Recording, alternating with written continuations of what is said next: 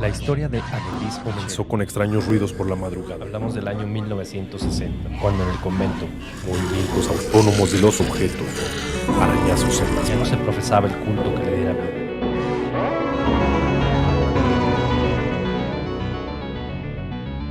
Hablemos de terror.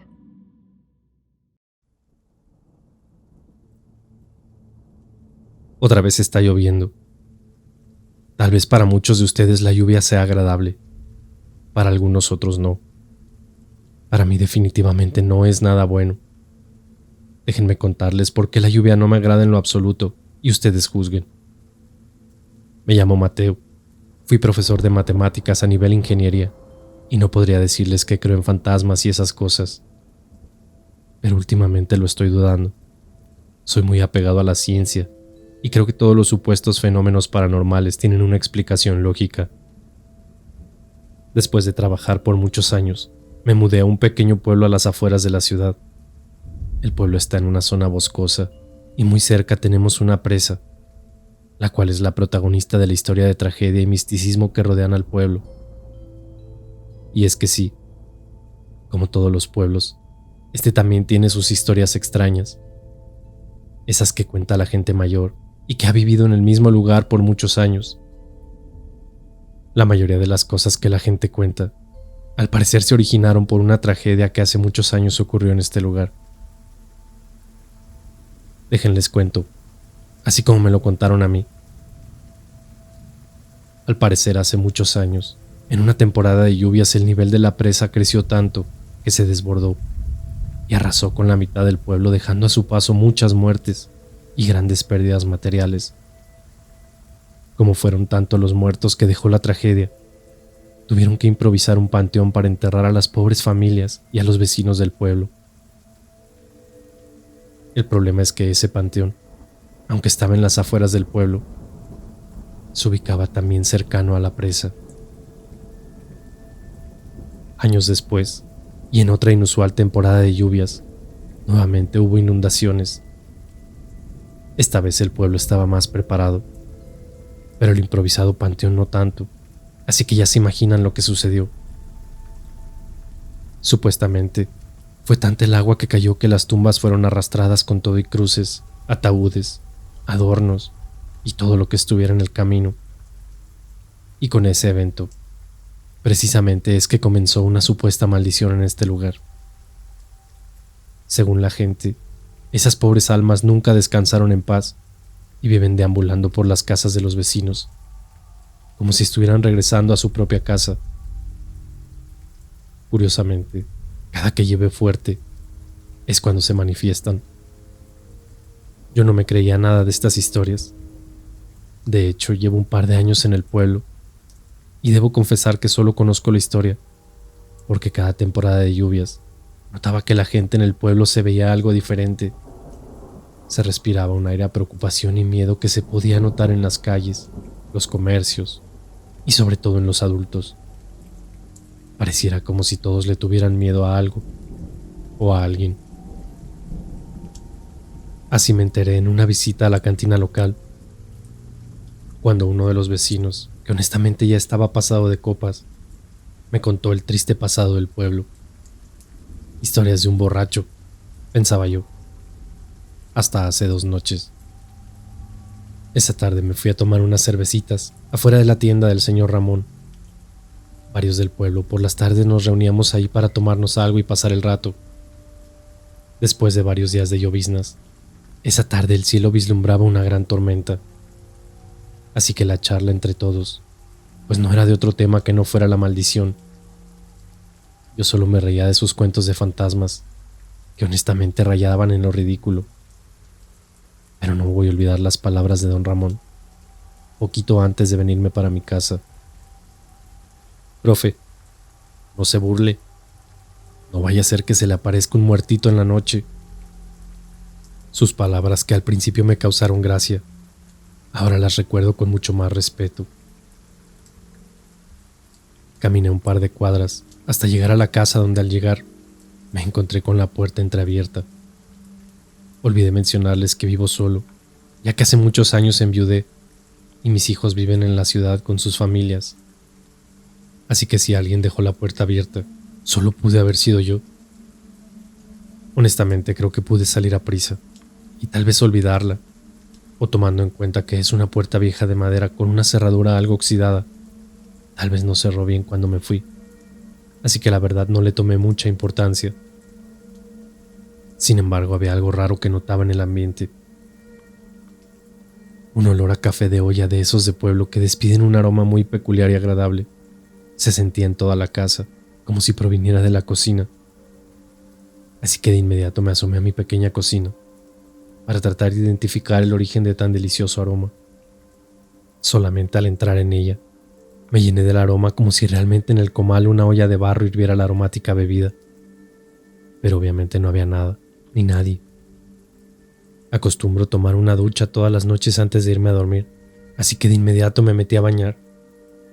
Con el frío y la humedad de afuera, un delicioso baño caliente levantó una enorme cantidad de vapor, la cual empañó el espejo y las ventanas del propio baño. Y de solo recordarlo, me da miedo todavía. Al cerrar la regadera y limpiarme el agua de la cara, volteé hacia la cortina del baño y detrás de ella vi claramente una sombra dibujada. Era tanto el vapor que no distinguía realmente bien quién o qué era, pero una silueta humana se paraba de frente a mí, donde solo una transparentosa cortina de baño nos separaba. Me congelé por un instante, parpadeé para aclarar un poco la visión y tal vez darme cuenta de lo que había imaginado. Pero no fue así. Con mucho sigilo, extendí mi brazo por la orilla de la cortina para tomar mi toalla. Todo fue en cámara lenta. Apenas toqué con mis manos la toalla, cuando una mano me tomó fuertemente de la muñeca. No pude imaginarlo ni inventarlo. Alguien me agarró. En el asombro de la situación, jalé con mi otra mano la cortina para abrirla y solamente darme cuenta de que ahí no había nadie. ¿Lo habré imaginado? No lo creo. Las marcas de unos dedos como si hubieran quemado mi muñeca estaban ahí como evidencia. Me sequé a gran velocidad y corrí hacia la habitación para ponerme algo de ropa. La casa no era muy grande, ya que a pesar de tener un gran terreno solo tenía 3 habitaciones y estaba construida en una sola planta. Así que de inmediato estaba sentado en la cama, algo agitado, y estaba intentando ponerme la ropa para averiguar qué pasaba en ese lugar. Justo cuando me estaba cambiando, una vieja radio que reposaba en la sala de la casa se encendió para solo escuchar algo de estática.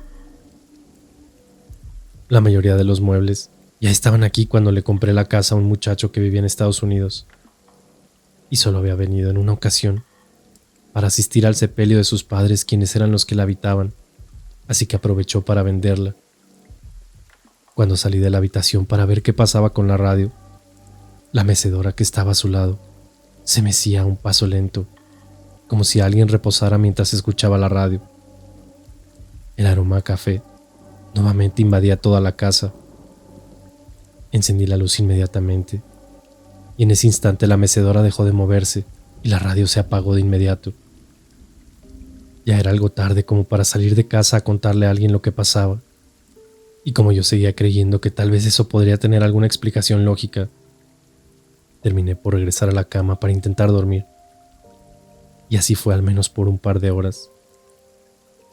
Por la noche la tormenta se incrementó. Los relámpagos y el ruido del aire meciendo árboles terminaron por despertarme.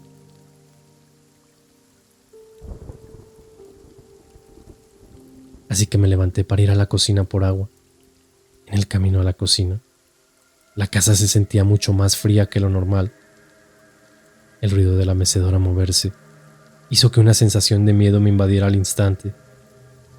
Pequeños susurros se sentían en el aire y unas risas infantiles lo acompañaban. Como ya era costumbre, cuando llovía muy fuerte el pueblo a veces se quedaba sin luz, y esta noche no fue la excepción. El estrepitoso sonido de un relámpago terminó por llevarse la energía, dejando al menos mi casa en penumbras.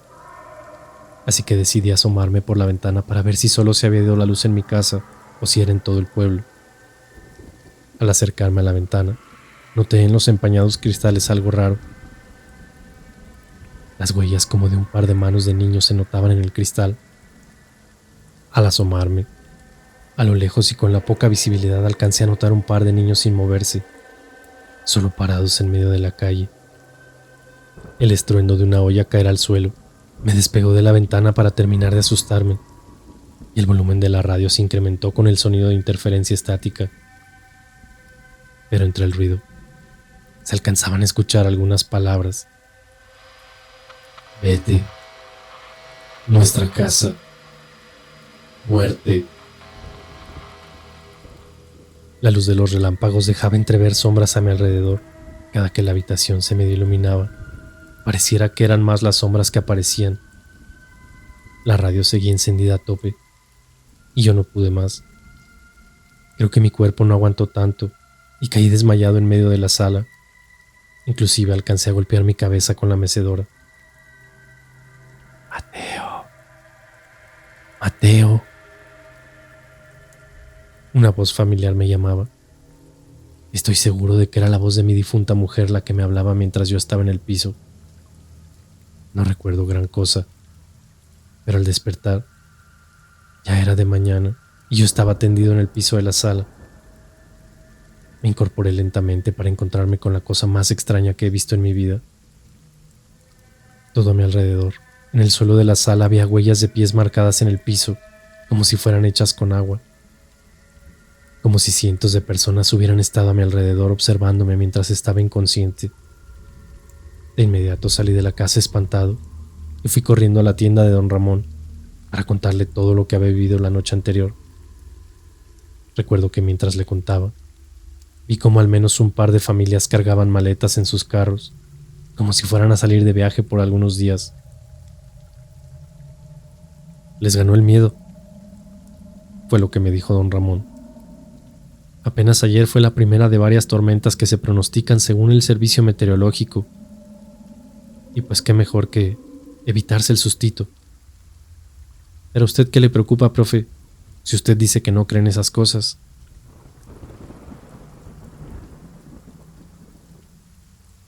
Otra vez está lloviendo. Tal vez para muchos de ustedes la lluvia sea agradable. Para algunos otros no tanto. Para mí definitivamente nada bueno me espera esta noche en casa. Hoy es la tercera noche con tormenta. Y solo les he contado lo que me pasó en la primera.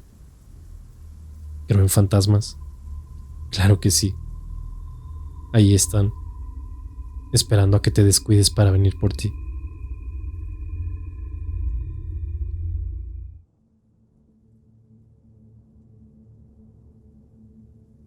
Con el día de hoy ya van 3 días seguidos de lluvias, y como les había comentado, este pueblo y la lluvia no se llevan.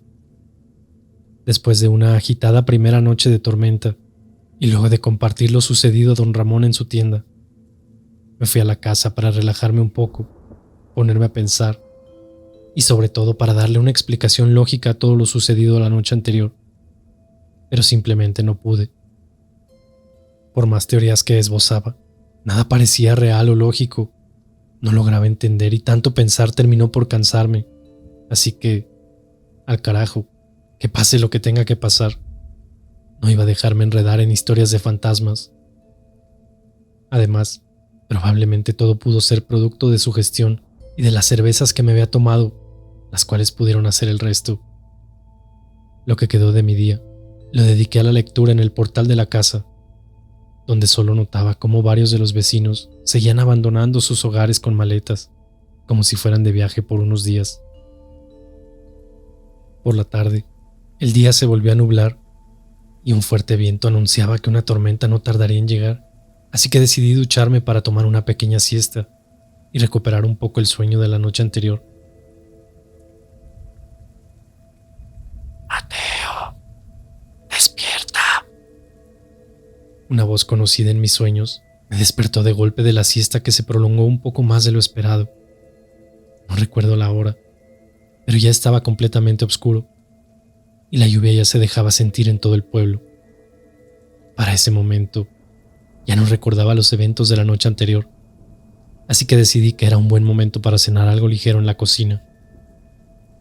Al salir de mi habitación, La oscuridad de la casa se interrumpía con la luz de la farola, la cual parpadeaba en la calle y entraba por la ventana de la sala.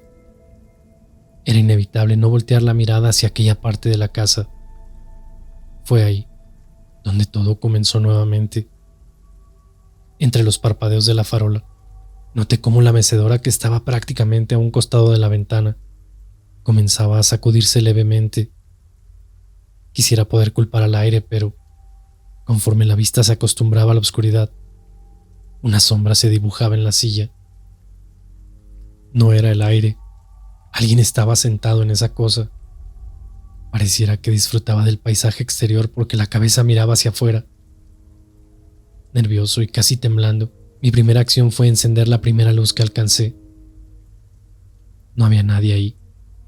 Sería solo mi imaginación.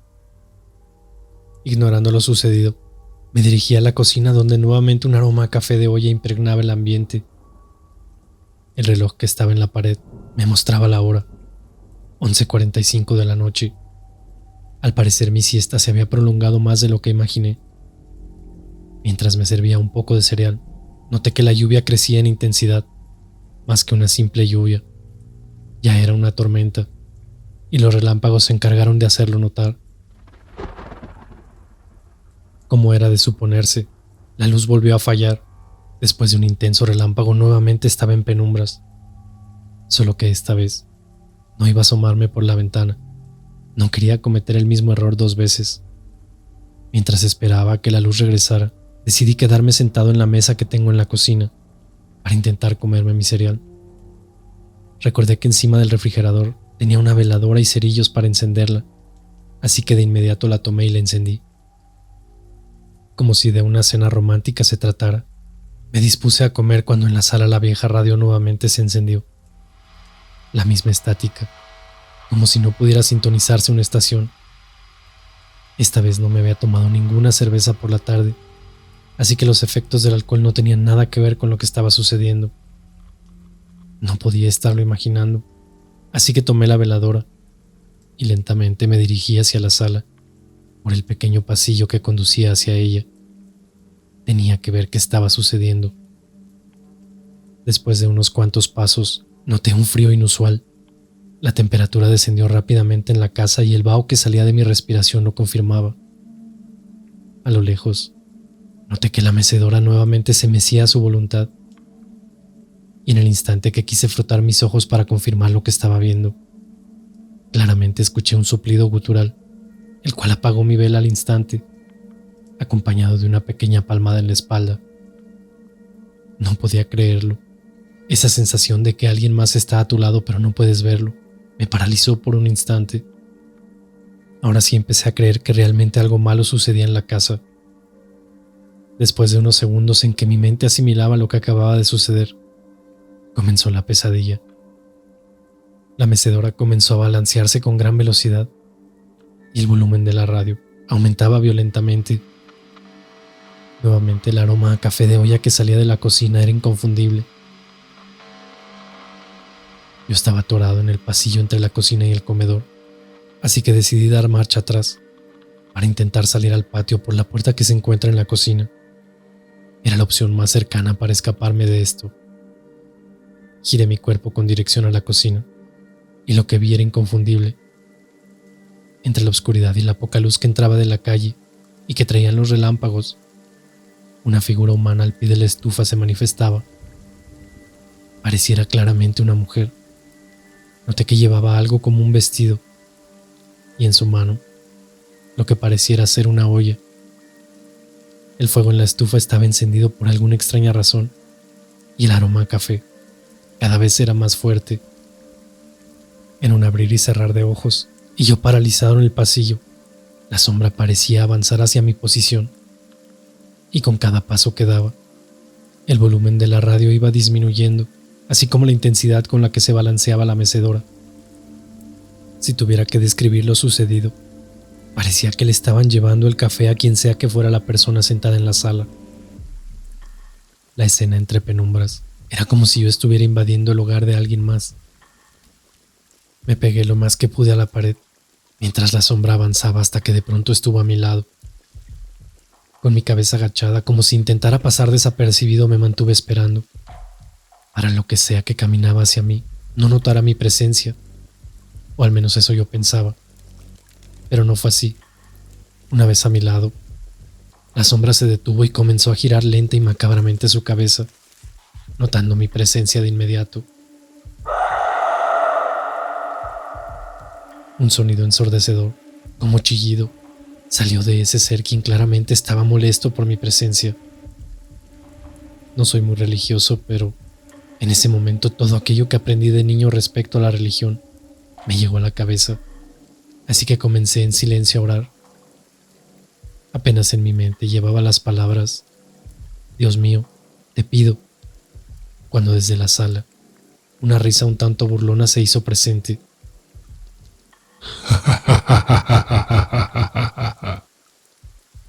Dios no está aquí, maestro. Él abandonó el pueblo hace muchos años. Lo que sea que estaba a mi lado tomó mi brazo con una fuerza inusual, y una sensación de calor de inmediato comenzó a sentirse, como si mi brazo estuviera directamente contra el fuego. No podía más y estaba a punto del desmayo, cuando inocentemente se me ocurrió preguntar: ¿qué quieren de mí? Los cuerpos. Busca los cuerpos. En un instante, y de improviso la luz volvió para mostrarme la casa completamente vacía. Solo estaba yo. Una sensación más allá del miedo me invadió por un instante. No sé qué acababa de suceder, pero claramente algo andaba mal, y no me iba a quedar ahí sentado para averiguarlo, así que tomé una pequeña mochila con una muda de ropa para salir de ese lugar lo más pronto posible.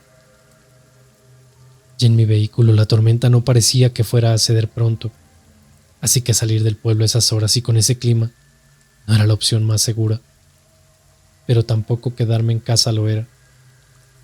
Recordé que a la entrada del pueblo un hotel hacía los honores como el edificio más nuevo del lugar, así que inmediatamente me dirigí hacia allá.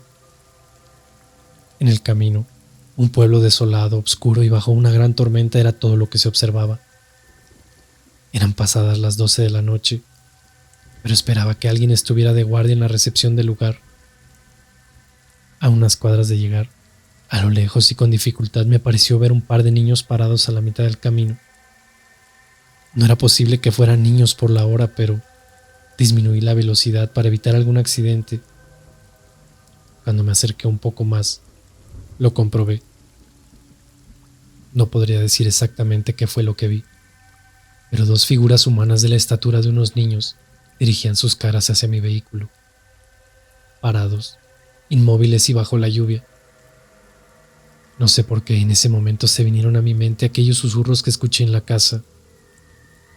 Los cuerpos, busca los cuerpos.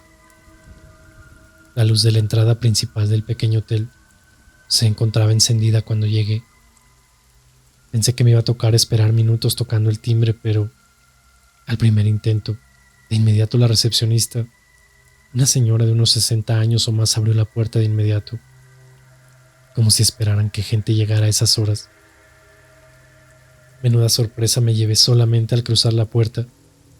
Más de 10 personas, todas del pueblo, se encontraban en los sillones y las improvisadas sillas que estaban colocadas en la recepción del hotel. Algunas caras conocidas y otras no tanto. Parecía que se encontraban en una especie de reunión tratando asuntos del pueblo. Cuando al verme cruzar la puerta, todos guardaron silencio y voltearon a mirarme. «Profe, buenas noches. ¿Qué lo trae por aquí?». La voz familiar de don Ramón, el tendero, me recibió dándome una sensación de tranquilidad e invitándome a tomar asiento para posteriormente presentarme con las demás personas que se encontraban ahí. «Él es el profe Mateo, el de la casa de los García». En cuanto dijo esas palabras, los murmullos entre los presentes no se hicieron esperar. Incluso llegué a pensar que estaban hablando mal de mí, pero estaba equivocado. «¿Ya escuchó las voces?», me preguntó uno de los presentes, quedándome pasmado y sin saber qué contestar. «¿Cuáles voces? ¿De qué habla?». Don Ramón de inmediato me miró diciéndome: Tranquilo, profe. Todos los que estamos aquí estamos por la misma razón. Nuestras casas parecieran no ser nuestras del todo. No sabía si sentirme aliviado o estar más preocupado por la inusual reunión en este lugar y sobre todo por la hora en la que se llevaba a cabo. Pero de cualquier manera, les conté a los presentes lo que acababa de pasar en mi casa y también lo que me había sucedido la noche anterior, esperando que más de alguno lanzara una carcajada o una mirada de incredulidad, pero todos parecían estar muy atentos a cada palabra que salía de mi boca. Después de un rato, todos comenzaron a compartirme situaciones similares que ellos también habían experimentado en sus hogares. El hotel se encontraba a la entrada del pueblo y al parecer sobre terrenos que nunca tuvieron construcción alguna y sobre todo muy alejados de la presa y la terrible inundación de años atrás. Pero todos los presentes vivían a los alrededores de donde quedaba mi casa y todos y cada uno de ellos esa misma noche habían sido objeto del mismo tipo de apariciones fantasmales en sus casas. La lluvia no solamente regresaba a los muertos a mi casa, también a la de todos mis vecinos.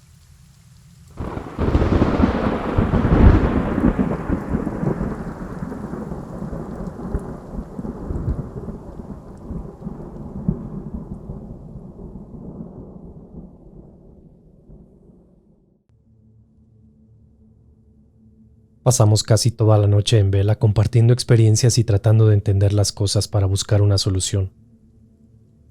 Comprendí también por qué en casa la vieja radio se encendía y por qué me llegaba un aroma a café de olla.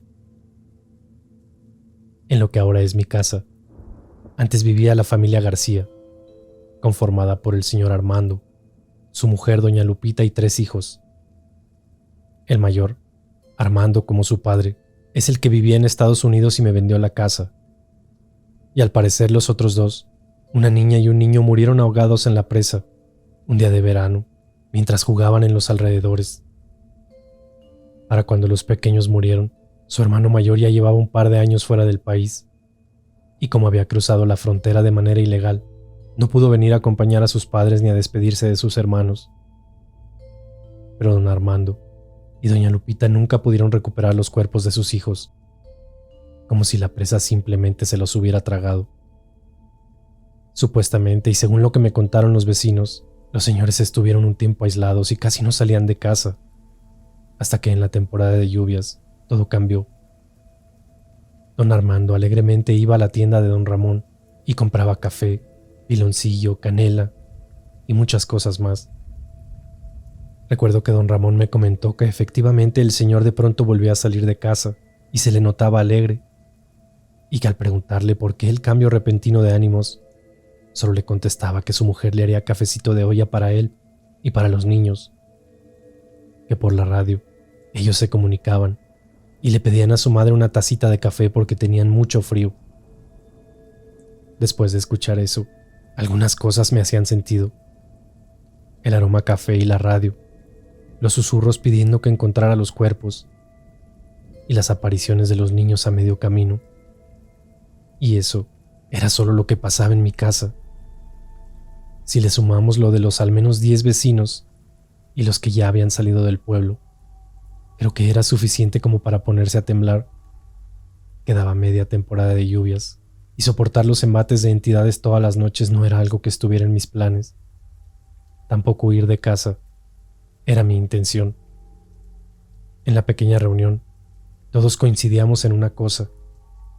La presa era la causante de todos los problemas en el pueblo. Pero ¿cuál era el misterio que escondía? Muchos coincidieron en que un anciano del pueblo podría tener las respuestas. El señor Gabriel, este viejo ermitaño que vivía aislado de los demás al pie del bosque, justo a un costado de las compuertas de la presa. Él podría tener algo de respuesta. Al parecer, él estuvo presente en la tragedia y ayudó a la construcción del cementerio que el agua arrasó. Pero nadie se atrevía a visitarlo, así que don Ramón y yo nos propusimos como voluntarios para ir a visitar a primera hora por la mañana al señor. Temprano por la mañana, y con tan solo un par de horas de sueño salimos hacia la casa de don Gabriel, esperando tener algunas respuestas. La bruma que se levantaba del cuerpo de agua, con la vieja cabaña en una de sus orillas, presentaba una imagen algo tenebrosa. La desolación y el silencio del lugar completaban el cuadro. Ahora entiendo por qué nadie se animaba a visitar estos rumbos. Al pie de la cabaña, en una vieja silla, se encontraba don Gabriel, quien nos recibió con una mirada de pocos amigos, preguntando de inmediato qué carajos hacíamos en ese lugar. «Buenos días, señor. Queríamos platicar con usted si se pudiera». Con voz insegura, don Ramón le preguntó.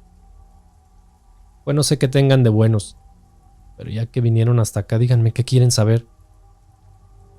«Queremos saber si usted sabe algo de todo lo que pasa en el pueblo y de los supuestos fantasmas», interrumpí diciendo.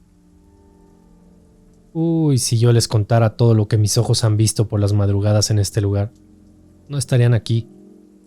Este lugar está maldito, y todo por culpa del mugroso cura. Miren, les voy a contar lo poco que yo sé, y si ustedes me quieren creer, pues ya será cosa de ustedes y no mía». Y así, don Gabriel comenzó a contarnos detalladamente su historia. «Mire, esta presa tiene muchos años aquí. Desde que yo era niño, recuerdo que comenzaron su construcción, y como mucha gente del pueblo trabajó en ella, aquí abajito había una pequeña iglesia, y el cura pues tenía hasta su escuelita. Los domingos después de misa, se quedaban los muchachitos que según para el servicio, los ponían a cantar y enseñarle otras cosas. Yo no sé cuáles, pues al inicio todos estaban contentos. Pero un par de años más tarde, unas muchachitas del pueblo decían que el cura las acosaba y que después de las misas querían aprovecharse de ellas. Nadie del pueblo les creyó, ya que el cura pintaba de ser una buena persona y decían que las muchachas exageraban. Pero días después, la primera tragedia sucedió. Un domingo, una de esas muchachas no regresó a su casa. Cuando sus padres fueron a la iglesia a buscarla, el padre alegó que ya rato se había ido. Pero lo que no les contó fue que antes de que la pobre mujer se fuera, el padre intentó abusar de ella, por lo que salió corriendo camino arriba hacia la presa. El padre salió tras de ella y en la carrera la chica tropezó y se golpeó la cabeza con unas piedras y se cayó inconsciente al agua. El cura, lejos de ayudarla, la dejó morir ahogada. Todo esto lo contó la amiga, que se había quedado escondida entre unos árboles para husmear lo que sucedía entre ellos. Cuando la muchacha contó lo sucedido en el pueblo, la gente molesta decidió hacer algo al respecto, y una multitud subió hasta la iglesia para enfrentar al cura. Después de hacerse de palabras, el papá de la chica tomó una cruz del altar y se la clavó en el pecho del indefenso cura, y se murió al instante. Todos los que estaban ahí acordaron guardar el secreto y tiraron el cuerpo del cura a la presa, para después retirarse del lugar como si nada hubiera pasado. Pero antes de irse, uno de ellos, mi padre, él regresó y averió una de las compuertas de la presa. No me pregunten los detalles porque no tengo idea. Yo solo creo que en su mente lo que él quería era que el agua terminara por arrasar con la iglesia. Nunca esperó que esa misma tarde, una inusual lluvia que duró varios días terminara por llenar tanto la presa, que cuando la compuerta no soportó más, el agua incontrolable saliera pueblo abajo llevándose no solo la iglesia, también se llevó la mitad del pueblo. La tragedia todos la conocen, pero el origen algunos deciden no recordarlo. El resto de la historia es de todos conocida. Se improvisó un cementerio, donde una de las cruces era precisamente la misma con la que habían terminado la vida del cura. Hay quienes dicen que el día que ese cura se murió, comenzó la maldición de este lugar. El día que el pueblo fue arrasado, mi padre estaba entre las víctimas, junto con la mayoría de las personas que enfrentaron aquella tarde al cura. Los que quedaron fueron testigos más adelante de la segunda tragedia, que fue la que arrasó con el cementerio. Desde ese entonces yo vivo aquí aislado y pagando la pena de mi padre. Por las noches este lugar se convierte en un espectáculo visual de almas errantes, que no tienen un lugar de descanso, pues la mitad de los cuerpos arrasados con el agua nunca fueron encontrados y no tienen un lugar de descanso. Después de escuchar a detalle la historia me quedé pasmado. No sabía cómo reaccionar, ni si habría algo que pudiéramos hacer para ayudar a estas pobres almas sin descanso, para así terminar con el tormento al que todos estábamos sometidos cada temporada de lluvias, que era precisamente cuando la presa subía de nivel. Así que decidí preguntarle a don Gabriel por qué él había decidido quedarse en ese lugar si todos los días era acosado por almas sin descanso. Después de pensarlo por unos instantes, se levantó y entró a su casa para salir con una cruz de hierro entre sus manos.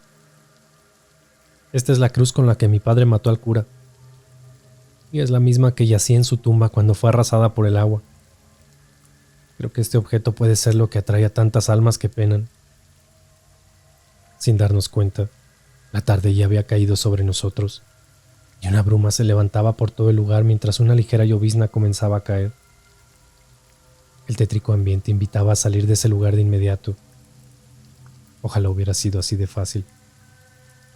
Ni bien nos levantamos para despedirnos, cuando la lluvia se intensificó trayendo con ella susurros en el aire. Don Gabriel no bromeaba.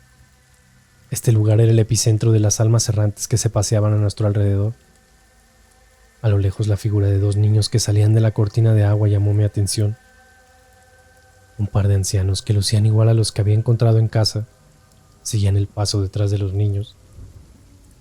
Y así como ellos, un desfile de figuras espectrales se presentaban ante nuestros ojos. ¿Recuerdan que les dije que ahora creía en fantasmas? Pues este fue el momento que me hizo hacerlo. Como procesión, la gran cantidad de entidades desfilaban rumbo al pueblo. Al menos no estaban cerca de nosotros, fue lo primero que pensé. No terminé de decir eso cuando, al regresar la mirada hacia don Gabriel, un cuerpo espectral se paraba justo a su lado, con una mirada de pocos amigos que pareciera que nos invitaba a retirarnos. Nos levantamos camino hacia el carro cuando don Ramón se devolvió para decirle algo a don Gabriel. «La cruz, devuélvame la cruz. Si esa cruz regresa al agua, tal vez las almas decidan quedarse ahí». De lo siguiente poco tengo claro en la memoria. Don Gabriel le entregó la cruz a don Ramón, quien se dirigió de inmediato hacia la presa para intentar lanzarla al agua. Recuerdo que yo iba justo detrás de él cuando del agua salió a quien mi entender era aquel cura lanzando por los aires al pobre Ramón, y la cruz quedó metros atrás. Para mí estaba todo claro. No soy supersticioso, pero el alma de aquel cura era el origen de la maldición que azotaba al pueblo, y esa cruz podría terminarlo todo. Como pude, me balancé sobre la cruz para hacer un segundo intento por arrojarla al agua. Cuando por fin la tuve en mis manos, una espectral aparición se postraba frente a mí. No puedo decir con certeza qué era lo que veía, pero lo que sí puedo asegurar es que el miedo que se sentía en el ambiente era inusual. Fueron solo un par de segundos en los que paralizado me quedé a la sombra de este espectro, cuando en un abrir y cerrar de ojos, don Gabriel se paró frente a mí, tomó la cruz de mis manos y como pudo, llegó a la orilla de la presa. Lo que sea que estaba parado frente a mí, salió detrás de don Gabriel, quien al llegar a la orilla, se dejó caer de espaldas al agua, sosteniendo la cruz en sus manos. Caí inconsciente por unos momentos, cuando la voz de don Ramón sonaba a lo lejos en mi mente. «¡Profe, despierte! ¡Profe!». Abrí los ojos y ahí estaba Ramón. La lluvia seguía, pero la neblina había desaparecido. Caminamos hacia la presa para encontrarnos con el cuerpo de don Gabriel, que se golpeaba contra unas piedras en la orilla. Logramos sacarlo de inmediato, pero era demasiado tarde. Al parecer, el agua llenó sus pulmones asfixiándolo y nada pudimos hacer. ¿Y la cruz? Bueno, la cruz al parecer se hundió en el agua y no pudimos recuperarla. Pero la escena que acompañó el campo de agua era impactante. Decenas de cuerpos comenzaron a emerger del agua, en un avanzado estado de descomposición, y algunos de ellos completamente irreconocibles. Parecía que lo único que se veía realmente eran sus ropas. Poco más tarde, la policía del pueblo ya había recuperado todos los cuerpos del agua, y esa misma noche fueron velados para la mañana siguiente darles cristiana sepultura en el cementerio del pueblo. La pequeña cabaña de don Gabriel Entre varios del pueblo la restauramos convirtiéndola en una pequeña capilla que sustituía a aquella que alguna vez fue arrasada por el agua. Las lluvias siguen en el pueblo, y aunque ya no he visto nada raro en casa y el pueblo se siente más tranquilo, debo confesarles que tengo algo de miedo. La radio se acaba de encender y mi casa está impregnada con un aroma a café de olla. No sé si esta pesadilla terminó para todos, pero ciertamente para mí, tal vez todavía hay algo que deba hacer. Estoy encerrado en mi habitación mientras escribo esta historia. Espero todo se termine esta misma noche.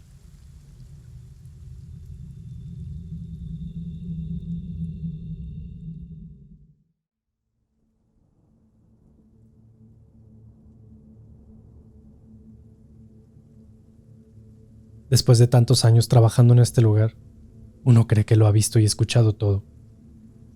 No es fácil ser el encargado de un hospital psiquiátrico. Las personas que terminan en este lugar muchas veces no quieren aceptarlo y se tornan violentos o agresivos con el personal o con sus compañeros. Algunos otros son extremadamente pacíficos, viven en su propia realidad y nunca se meten con nadie. Me llamo Roberto y trataré de explicarles cómo comenzó todo. ¿Te molesta si grabo estas sesiones? No. Listo, estamos grabando. Primera entrevista con la paciente González Michelle, habitación 12. Buenos días, Michelle, ¿cómo te sientes? He notado que habías mejorado mucho con tu ansiedad, pero estos últimos días has estado algo intranquila. Me dijeron que querías hablar conmigo de algo muy importante, así que siéntete en libertad de contarme lo que gustes. Sabes que este es un espacio seguro y tranquilo. No me deja dormir. Todas las noches se la pasa rascando las paredes y haciendo voces extrañas. Se la pasa como invocando a alguien y dice cosas muy extrañas. A veces me da mucho miedo porque lo escucho como si estuviera en mi habitación. Luego no me puedo dormir y eso me tiene muy alterada. Ok, Michelle, entiendo, pero ¿de quién hablas? En la habitación a tu lado, la número 11, está una señora algo grande, doña Marta. Ella es muy tranquila. No, ella no, el del otro lado. Michelle, la habitación 13 se encuentra vacía desde hace mucho tiempo. Quedamos en que no ibas a inventar historias nuevamente. Pero yo lo escucho. Todas las noches se escuchan voces desde esa habitación. No lo estoy imaginando, porque nadie me cree. Tranquila. Intenta descansar un rato y más tarde seguimos platicando. Los días en este lugar son muy largos.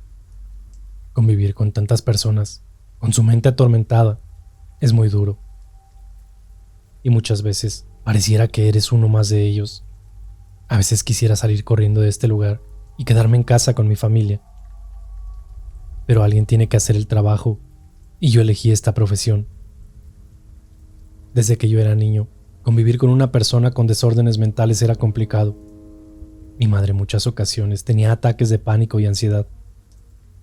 Decía que escuchaba voces, que le pedían que hiciera cosas, pero ella siempre se negaba. Mi padre nos contó toda su historia, años después de que mi madre se quitara la vida, dentro de un lugar como este. Yo apenas era un niño, pero fui testigo de algunos de sus episodios más violentos, y creo que eso fue lo que me motivó a estudiar la psique humana. Hay desórdenes mentales que pueden ser muy peligrosos tanto para el que los sufre como para los que se encuentran a su alrededor. Pasé muchos años como jefe de emergencias en un hospital, pero lo que yo realmente quería era trabajar en un lugar donde sus pacientes fueran más peculiares. Yo quería ayudar a las personas que tenían problemas con su mente. Después de aplicar en repetidas ocasiones para el puesto, por fin tuve la oportunidad de entrar como jefe de servicios médicos del hospital de psiquiatría. Y la experiencia cambió mi vida. Me tocó ver muchos casos y llegué a establecer vínculos emocionales con muchos de los pacientes. Al final yo estaba para ayudarles y debía conocer su historia. Comencé proponiendo un sistema de entrevistas que fuesen documentadas para poder compartir con otros colegas y tener el punto de vista de expertos en la profesión. Creo que si hubiese tenido los conocimientos y las herramientas que tengo actualmente, tal vez hubiera podido ayudar a mi madre. Ella decía que el diablo le pedía que hiciera cosas malas. No conozco bien toda la historia, pero por lo que en alguna ocasión nos contó mi padre, ella era una mujer muy callada e introvertida. No le gustaba socializar porque decía que ella tenía la habilidad de ver el aura de las personas. Podía saber si alguien era malo, con solo verlo, además de que jalaba las vibras de la gente. Con el tiempo fue aprendiendo más del tema y se metió en cosas algo turbias. Hacía sesiones espirituales con algunas vecinas del barrio donde vivíamos, y según invocaban espíritus que querían comunicarse del más allá.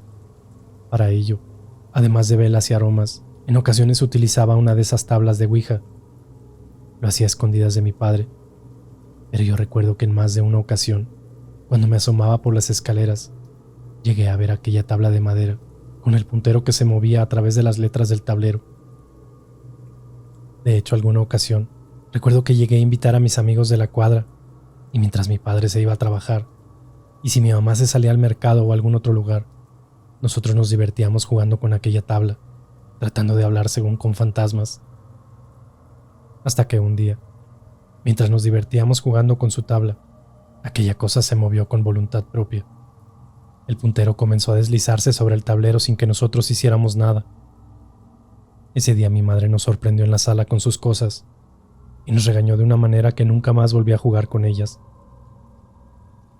Ahora que lo menciono, recuerdo que desde esa ocasión su salud comenzó a deteriorarse y fue cuando comenzaron sus ataques de pánico y ansiedad, cuando llegaron las supuestas voces a su cabeza y después de muchos ataques de violencia en contra de mi padre, de mi hermana y en contra mía, papá pidió ayuda y mi madre terminó siendo hospitalizada en una institución psiquiátrica. Hace muchos años de eso y casi nunca lo cuento, pero creo que era importante mencionarlo porque eso de una u otra manera terminó por traerme hasta este lugar. Al principio todo representaba un gran reto. Tenía que conocer bien a todos los pacientes del lugar, y en ese interés por conocerlos a fondo, me topé con el último paciente de la habitación 13. Esa habitación ha estado vacía desde hace mucho tiempo. Lo que pasó ahí adentro es algo que lejos de lo clínico se acercaba más a lo paranormal. En esa habitación estuvo un señor llamado Armando. Su esposa había fallecido hacía muchos años, y en cierta forma, él se sentía culpable de no haberle ayudado más, por lo que su mujer terminó perdiendo la vida. Cuando él llegó, decía que el fantasma de su esposa lo visitaba por las noches y le pedía que matara a su hijo, que un demonio lo había poseído y que un día su maldad se vería reflejada en actos violentos en contra de cualquiera que estuviera cerca de él. Don Armando ya era una persona grande y la mayor parte del tiempo la pasaba sentado en la cama, hablando al aire, como si estuviera teniendo una conversación con alguien. Los enfermeros le administraban calmantes frecuentemente, ya que sus delirios comenzaban a irritar a los demás pacientes. Por las noches se escuchaba al señor hablando en murmullos y rascando las paredes como si quisiera escapar por las mismas. Esa habitación tenía una particularidad. Por las noches el frío de la habitación era extrañamente insoportable. En ocasiones por la noche, la puerta se abría como si alguien tuviera la llave en su poder, dejando que don Armando pudiera salirse a caminar por los pasillos del hospital libremente. Los guardias nocturnos en más de una ocasión tuvieron que pedirle al señor que regresara a su habitación, cuando a través del sistema de vigilancia lo veían salir como si nada de la habitación. Muchas ocasiones se le llegó a encontrar desnudo en el pasillo, en un estado catatónico, como si estuviera poseído, pues lo único que podía hacer era murmurar extrañas palabras. Otra ocasión, después de estar rasgando tanto la pared, las yemas de sus dedos comenzaron a sangrar, y el señor utilizó la sangre como tinta para adornar las paredes de la habitación con extraños símbolos que parecieran de película de terror. Cuando el señor se encontraba relajado, decía que las voces en su cabeza le pedían que hiciera cosas malas. También juraba que él no se daba cuenta cuando la puerta se abría y salía de la habitación a rondar por los pasillos. La última grabación con la que se cuenta de esa habitación es algo única y difícil de observar. Muestra al señor de pie, frente a la puerta, como si estuviera dialogando con alguien a murmullos. Luego se da la vuelta y se queda viendo hacia la cámara por más de 10 minutos en total calma, para después romper el silencio con un estruendoso grito de locura. Y en ese momento, la cámara parece perder por completo la señal. En las cámaras que grababan el pasillo, se puede observar cómo la puerta se abre lentamente, pero nadie sale. Solo una extraña sombra pareciera entrar a la habitación. Apenas un minuto después, se ve a un par de guardias acercarse a la habitación para entrar corriendo a ella. En ese momento, se puede apreciar que la puerta se cierra de golpe y las luces del pasillo comienzan a parpadear. Lo que se encontró en la habitación era una escena completamente desgarradora. El par de guardias estaban tirados al pie de la puerta, completamente molidos a golpes, como si una extraña fuerza los hubiera golpeado contra las paredes, ya que éstas se encontraban con claras señales de que alguien había sido golpeado en ellas. Al fondo de la habitación, y colgado con los barrotes de la ventana, una sábana, haciendo la función de cuerda, sostenía el cuerpo inmóvil de don Armando. Al pie del cuerpo, en el piso pintado con sangre de los cuerpos de los guardias, solamente decía: falta uno. Desde ese entonces, la habitación ha permanecido vacía. Hola Michelle, ¿cómo te sientes esta noche? ¿Quieres platicarme de los ruidos que escuchas? ¿Sigues escuchando a tu vecino? No me haga nada, por favor. Le juro que yo no diré que él era su padre. ¿Tú cómo sabes quién era mi padre? Eso nadie lo sabe. Por las noches, cuando lo escuchaba hablar al principio, él decía que su hijo trabajaba en este lugar y que alguien tenía que detenerlo, que un demonio se había apoderado de su alma desde niño, pero que había permanecido sin manifestarse, hasta que un día lo fue a visitar y le dijo que lo iba a matar por no cuidar de su madre y que lo iba a hacer en la misma habitación donde ella había perdido la vida. El señor muchas veces dijo que lo metieron a este lugar con engaños, que su hijo lo había drogado y lo internó en este lugar para ayudarlo, pero que realmente lo quería matar. Usted es idéntico a ese señor. Por eso ahora entiendo que es su padre. Por favor, no me haga nada. Ojalá hubiese podido ayudar a don Armando. El pobre decía que en su habitación una fuerza maligna lo acechaba, y la voz de su esposa era lo único que lo mantenía a veces en calma. Pobre hombre, terminó quitándose la vida de una manera muy extraña. ¿Con quién hablas, Roberto? ¿Te encuentras bien? ¿Qué son todos esos símbolos en la pared? ¿Cómo te cortaste la mano? Con Michelle, la paciente del cuarto 12. Roberto, Michelle ya no está con nosotros. ¿No recuerdas lo que le hiciste? Yo no hice nada. Déjenme salir de aquí. ¿Por qué me encierran? Enfermero, necesito calmantes para el paciente de la habitación número 13, el hijo de don Armando, el doctor Roberto.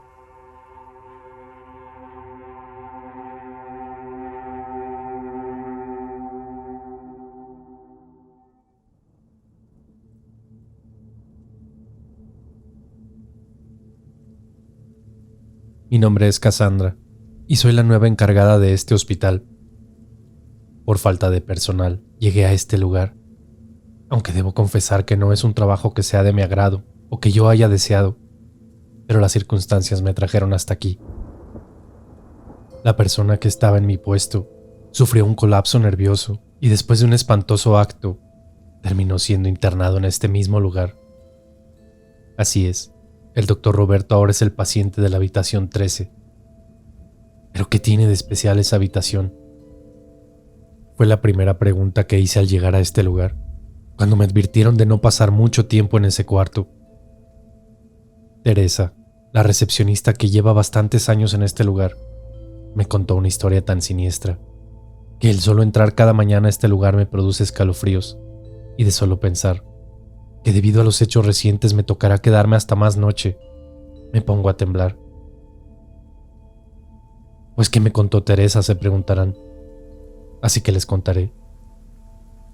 El hospital es un edificio ya algo viejo, y la verdad desconozco cuántos años lleva en pie, pero deben ser bastantes. ya que el escaso presupuesto con el que se cuenta de vez en cuando deja ver algunos defectos en la tubería y en las instalaciones eléctricas. Nada que no pueda repararse con facilidad. Sin embargo, el pasado de este lugar es lo que me preocupó. Al parecer, por lo que me contó aquella mujer, este lugar no siempre fue un hospital. Hace muchos años, aquí era una prisión, y así lo fue por al menos 50 años, hasta que en una ocasión, por alguna circunstancia que nadie supo, el lugar fue consumido por un incendio. Una vez que terminó el fuego, decenas de cadáveres adornaban los cuartos de este lugar. ¿Se imaginan el sufrimiento y la agonía que pasaron aquellas almas arrasadas por el fuego? Está de más explicarles la cantidad de historias paranormales que se cuentan de este lugar, todas relacionadas con almas en pena de gente que en vida se dedicaba a cometer los crímenes más atroces y que en su muerte no tuvo un descanso apropiado. Supuestamente, y por lo que cuentan del lugar, la mayoría de los cuerpos nunca fueron reclamados y fueron enterrados aquí mismo. Algunos dicen que en lo que hoy en día es un patio, y otros más cuentan que inclusive hay cuerpos entre las propias paredes. Los pocos registros y archivos de aquella época que alcanzaron a salvarse antes de ser consumidos por el incendio permanecen en una pequeña bodega en el sótano del edificio. Y Teresa me contó que en alguna ocasión el director del hospital bajó para conocer más a detalle la historia del lugar. Y fue ahí cuando se enteraron de la celda 13, que hoy en día es la habitación 13, y de su peculiar inquilino. En la celda estuvo encerrada una persona que se le acusaba de herejía, oscurantismo y prácticas de rituales. En pocas palabras, algo así como un brujo o chamán. Aquel personaje se decía inocente de todas las acusaciones, pero, para la época, todo recurso de apelación a su encierro era descartado por la iglesia, quien fue la que lo acusó y se encargó de que lo encerraran. En ese entonces coincidió que la celda disponible era la número 13, que para muchos el propio número es sinónimo de superstición, pero era algo que en aquel entonces no tomaron en cuenta. Según la señora Teresa, y digo según porque no comentó la fuente y solo se basó en supuestos y en el típico dicen. Ella dijo que se decía que al reo le torturaban todos los días por sus creencias y prácticas. Era tanto lo que le hacían, que supuestamente en algún momento, en un pacto satánico, le ofreció su alma al diablo con tal de vengarse de aquellos que le torturaban y de quienes lo habían encerrado en este lugar. Mientras él realizaba el supuesto ritual, fue cuando el edificio ardió en llamas, cobrando la vida de muchas otras personas, que en cierta manera quedaron atadas al ritual cometido por el reo aquel. Después de aquel incendio, el edificio fue restaurado y convertido en hospital psiquiátrico, y en un principio era atendido por algunas hermanas de un convento y por algunos cuantos médicos. Pero la cantidad de energía negativa acumulada en el lugar terminó dejando encerrados en este lugar a muchos de quienes aquí laboraban, quienes terminaban perdiendo la cabeza por las supuestas apariciones, ruidos y voces que por las noches transformaban este lugar en un siniestro espacio lleno de maldad. Con el paso del tiempo, la actividad paranormal al parecer fue disminuyendo hasta el grado de pasar desapercibida, o simplemente los empleados, y sobre todo los de seguridad que permanecen por las noches, solo hacían caso omiso de cualquier situación extraña, adjudicando cualquier situación con defectos en instalaciones eléctricas o cosas por el estilo. Después de escuchar toda esa historia, no sabía ni cómo reaccionar, aunque aún me quedaba la duda de qué más había pasado en la habitación número 13, o por qué debía cuidarme de entrar en ella. Y fue cuando me contó la historia del doctor Roberto y su familia, su padre Armando y su madre Cecilia. Coincidentemente, los tres terminaron siendo pacientes en este lugar, y todos en la misma habitación. Así es, la habitación 13. Al parecer, la señora trabajó un tiempo como enfermera en este lugar, pero después decidió cambiar de oficio y se dedicó al esoterismo, las limpias y las sesiones espiritistas. Según la señora Teresa, ella conoció a doña Cecilia cuando trabajó como enfermera en este lugar y le tocaba cubrir el turno nocturno. Una mujer tranquila, introvertida y muy callada. Siempre por las mañanas, cuando era el cambio de turno, Platicaban algunos minutos antes de que doña Cecilia se fuera a su casa. Y fue ahí cuando le contaba que por las noches el hospital se convertía en un lugar tenebroso y lleno de cosas extrañas. Le platicó que precisamente de aquella habitación por las noches un frío inusual salía por la puerta y que extraños murmullos y voces podían escucharse. Tiempo después la señora renunció y se dedicó a sus otras cosas, hasta que un día regresó, pero esta vez no como empleada, sino como paciente. A mí me tocó ver todo, me dijo Teresa. Doña Cecilia hablaba sola, decía que el diablo le pedía que hiciera cosas malas. Su esposo pocas ocasiones la visitaba hasta que dejó de hacerlo. Al parecer, en una de sus visitas, la señora se abalanzó contra él queriéndole arrancar una pequeña cruz que el señor colgaba de su cuello. Después de eso, ella solamente empeoraba hasta que un día, después de varios eventos, ella se quitó la vida, ahorcándose con las propias sábanas de su cama. Pasó el tiempo y ya con los años, luego el doctor Roberto trajo al señor Armando, pero en ese momento nunca supimos que era su padre. En aquella ocasión solo trajo unos documentos firmados por la supuesta familia del señor, autorizando que fuera atendido por depresión y algunas otras cosas. Yo ya sabía que era el esposo de doña Cecilia, y desde un principio se me hizo muy raro, pero yo nunca conocí a su familia, y menos a la de su esposo. El señor Armando no parecía estar tan grave, pero el doctor le recetaba medicamentos muy fuertes que lo mantenían drogado la mayor parte del tiempo. Cuando lo trajo, inclusive cambiaron a la paciente del cuarto 13, una muchacha, Michelle.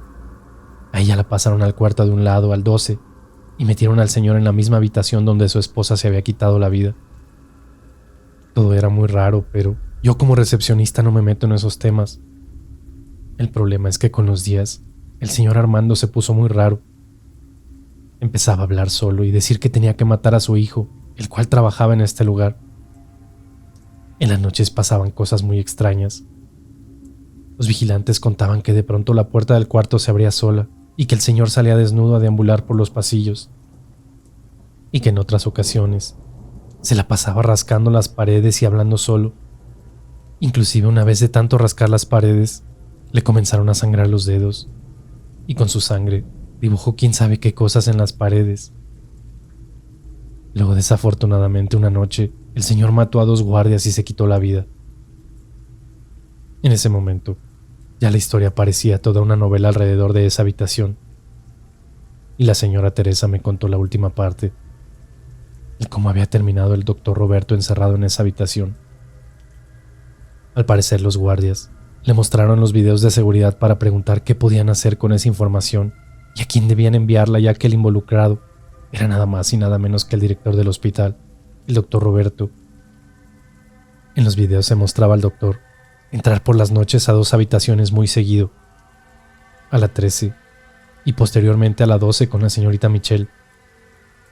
Al principio pareciera que no era algo de qué preocuparse, hasta que después, poniendo más atención, los guardias notaron algo muy peculiar. A los días de entrar a la habitación, el doctor se quedaba dentro, hablando solo. Luego por momentos se quedaba parado en la puerta mirando hacia afuera y después se giraba para quedarse mirando a la cámara de seguridad fijamente por varios minutos. Cuando le contaron eso, ella tampoco sabía a quién pudieran hablarle para pedir ayuda o pedirle que vieran los videos, ya que las autoridades siempre han tenido muy abandonado el lugar y prefieren no meterse en trámites y cosas de burocracia, tratando de suplir a los encargados de este lugar. Teresa fue en varias ocasiones a platicar con la muchacha de la habitación 12, con Michelle, para preguntarle a qué iba el doctor Roberto a su habitación por las noches. Pero ella solo le decía que entraba para desearle pronta recuperación y dar las buenas noches como rutina a todos los pacientes del lugar. Nada que le preocupara al principio. El problema fue cuando Teresa se puso a investigar al doctor y dio con su familia. Se enteró que tanto la señora Cecilia como el señor Armando eran sus padres, y de inmediato alertó a la muchacha de la habitación para que reportara cualquier cosa rara que notara con el doctor. La chica se mantuvo en silencio por algunos días, hasta que la conducta del doctor Roberto fue completamente inapropiada. Al parecer, un día los guardias notaron que por la mañana el doctor entró con una grabadora a la habitación de la joven, lo cual les pareció normal y de rutina, ya que él había comenzado un programa de documentación de todos los casos del hospital. Pero ese mismo día por la noche, el doctor nuevamente se apareció en las grabaciones, repitiendo aquella extraña rutina. Entró a la habitación 13 y se mantuvo mirando hacia la puerta por unos minutos, para luego girarse y mirar fijamente a la cámara de seguridad por otro par de minutos. En un instante la cámara solamente registró estática y la cámara del pasillo mostraba las luces destellando. Momentos después se aprecia al doctor saliendo de la habitación, completamente desnudo y solo con una grabadora y con algo más empuñándolo en su mano, para entrar así a la habitación de la joven. Cuando los guardias llegaron a la habitación, tuvieron que patear la puerta en distintas ocasiones para lograr abrirla. Al parecer el cuerpo de aquella mujer yacía tendido al pie de la puerta después de haber sido apuñalado en distintas ocasiones por el doctor Roberto. El doctor permanecía en un rincón de la habitación, en posición fetal, vociferando extrañas palabras. Al parecer no estaba consciente de lo que acababa de suceder, y fue amarrado e introducido en la habitación de a un lado, la 13. El resto ya me tocó verlo a mí. La otra noche, mientras hacía mi ronda antes de irme a descansar, escuché a Roberto vociferando detrás de la puerta. Al asomarme para ver de qué se trataba, noté que se había cortado las yemas de los dedos, probablemente después de estar rascando las paredes en repetidas ocasiones. Al preguntarle qué le había pasado, parecía no recordar nada y aseguraba que hablaba con la chica de la habitación contigua, a quien él días antes había asesinado. Cuando los enfermeros llegaron para aplicarle una fuerte dosis de calmantes, en un instante pareciera que había sido poseído por algo. Vociferaba cosas extrañas y lanzaba amenazas al aire. Entre esas amenazas, claramente me dijo: Cassandra, tú eres la siguiente huésped de esta habitación.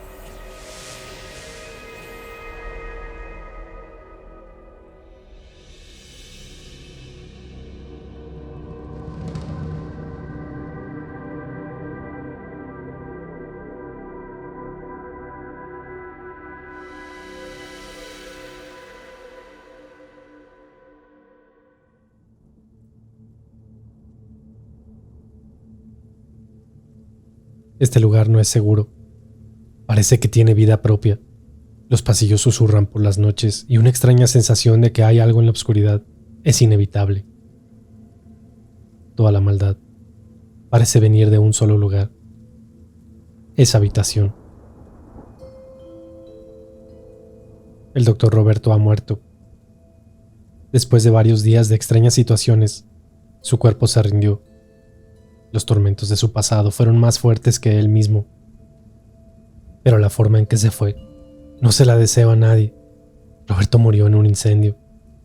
Se me hace increíble que todos los sistemas de emergencia hayan funcionado a la perfección, evitando una catástrofe mayor, y que solamente esa habitación haya sido consumida por el fuego. Yo pude ser la víctima esa noche, pero gracias a Dios no fue así. Todo comenzó hace 3 noches. Yo no estaba aquí, pero a la mañana siguiente los vigilantes encargados de la seguridad del lugar, al momento en que llegué a laborar, me interceptaron en el pasillo. Querían mostrarme las cámaras de seguridad de la noche anterior. En la grabación al principio, nada fuera de lo usual. La cámara mostraba a Roberto de pie frente a la puerta. Luego se giraba y dirigía su mirada hacia la cámara de vigilancia. Nada que no hubiésemos notado antes. Pero minutos después, se escucha una voz en la habitación, casi imperceptible, como si de murmullos se trataran. En cosa de segundos, una sombra se aparece en la grabación, como emergiendo de la oscuridad de la habitación. Una sombra humanoide dirige su atención hacia la cámara. Un par de segundos de estática, y al restablecerse la imagen ya no hay nada. Era algo difícil de obviar, ya que la grabación era evidencia irrefutable de que algo malo sucedía en esa habitación. Ese mismo día por la mañana decidí hacer mi ronda de evaluación de pacientes, dejando a Roberto hasta el final. Pedí que lo trasladaran al área común, para intentar hablar con él en un ambiente más relajado y fuera de esa habitación, de la cual él insistía en que no lo reubicáramos. Mirada perdida y misteriosa, se negaba a hablar y contarme lo que le sucedía por las noches, hasta que hice una pregunta que de inmediato noté que le incomodó. Roberto, ¿hablas con tu madre? Con una mirada agresiva y en un tono de notable molestia se dirigió a mí para decirme: mi madre no tiene nada que ver en esto. La culpa es de él. ¿Tu padre? No, él tampoco. La culpa es del carcelero. Esta no es ninguna cárcel, Roberto. Aquí solo habemos personas que nos preocupamos por tu salud. No me refiero a eso, doctora. ¿Me va a dejar hablar o me va a interrumpir cada que quiero decir algo? Fue entonces cuando el doctor Roberto me contó la historia de quien supuestamente lo visitaba por las noches. Este lugar está maldito, doctora. Aquí fue una cárcel. Yo mismo vi los documentos que dan fe de ello. En este lugar murieron muchas personas hace muchos años y no tuvieron la oportunidad de despedirse de sus seres queridos, ni de ser sepultados propiamente. Sus almas recorren este lugar todas las noches, y en especial, hay una quien me ha visitado por la noche y me contó lo que sucedió. El señor se llamaba Carlos, y él se dedicaba a curar a la gente con remedios caseros y herbolarios. En su época lo encarcelaron porque decían que era brujo y que estaba en contra de la iglesia, pero él todo lo había aprendido de los ancianos de su pueblo. Había un guardia que molestaba al señor todos los días, diciéndole que él era un adorador del diablo y cosas parecidas, así que casi diario lo golpeaba y lo humillaba, hasta que un día el guardia estuvo muy enfermo y el señor Carlos le ayudó a preparar un remedio para ayudarlo a sanar. Después de eso, el guardia no volvió a molestar al señor. Al contrario, se hicieron amigos. Pero otros guardias, al notar esa amistad, comenzaron a molestar a su colega, dejándolo encerrado en celdas vacías por horas o incluso escondiendo sus pertenencias. Con el tiempo, el guardia convenció a don Carlos de que le enseñara lo que él sabía, hasta que un día don Carlos estaba tan enfermo y su amigo no podía ayudarlo, así que decidió pedir otro tipo de ayuda. Aprendió de algunos otros reos y de personas fuera de este lugar a invocar a otro tipo de espíritus. Desesperado por devolver el favor a quien en algún momento había salvado su vida, alguien le comentó que podía hacer un pacto con un demonio, así que sin pensarlo, consiguió una tabla ouija. Y una noche en la celda de don Carlos, después de días intentándolo, el puntero de la tabla por fin cobró vida. Al parecer contactó con un demonio que estaba dispuesto a ayudarle esa misma noche. Al comenzar el ritual, uno de los otros guardias, aquellos que los molestaban, se percataron de lo que estaba sucediendo y entraron a la celda para interrumpir el ritual. Patearon la tabla y las veladoras que ahí se encontraban. Las velas encendieron fuego en un petate que se encontraba en el suelo, y de manera misteriosa, el fuego emitió una gran llamarada quemando a los guardias y propagando el fuego por todo el lugar. El resto es historia. La cárcel ardió en llamas, dejando una estela de cuerpos calcinados por todo el lugar. Por lo que me cuenta don Carlos cuando me visita, al parecer el demonio quedó atrapado en este lugar, llenando de maldad a todos aquellos que lo invoquen. En ese momento, interrumpí la historia del doctor Roberto preguntando: ¿pero quién invocó a ese demonio? ¿No dices que debe ser invocado? Así es.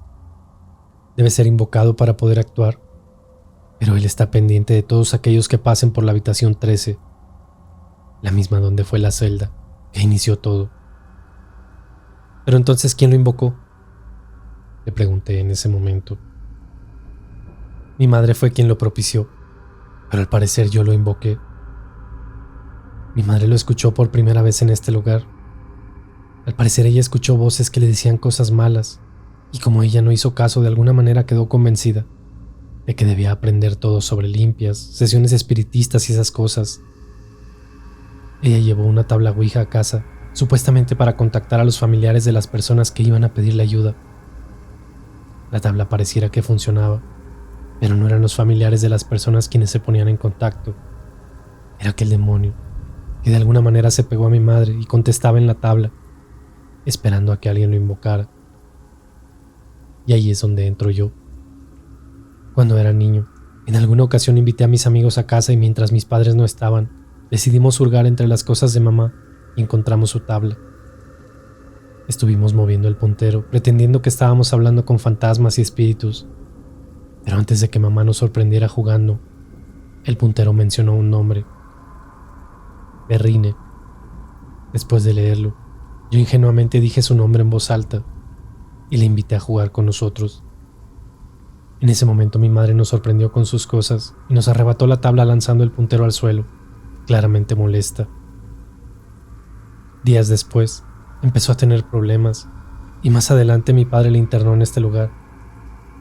Cuando ella falleció, yo culpé a mi padre, pero la verdad es que nunca fue su culpa. Con el tiempo yo entré a trabajar a este lugar y el demonio reconectó conmigo. Él me ordenó traer a mi padre a este lugar, pero en ese momento yo no estaba siquiera consciente de lo que hacía. Cuando reaccioné, era demasiado tarde y mi padre había muerto. La historia que me contó el doctor Roberto me dejó completamente pasmada.